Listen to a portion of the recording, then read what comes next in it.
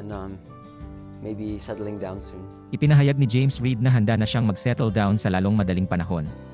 Nakapanayam ni MJ Felipe, ang singer-actor, ay YouTube channel na On Cue. Ayon kay James, ngayong nasa 31 na taong gulang na siya ay inamin niyang nagbabago ang kanyang mga priorities. Marami na umanong pagbabago, hindi tulad noong siya ay nasa 20s. I feel it.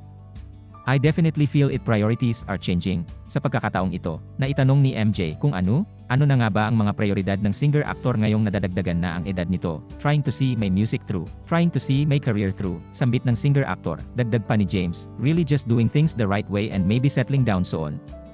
Ikinagulat ni MJ ang sagot ng aktor, kaya naman tinanong niya na rin ang aktor kung handa na ito emotionally at mentally para mag-settle down. Kaagad naman natugon ng aktor, I think so. Si James ay kasalukuyang nasa isang relasyon sa model-actress na si Issa Pressman. Matatandaan na ihinayag ni na James Reid at Issa Pressman ang kanilang relasyon noong March 2023.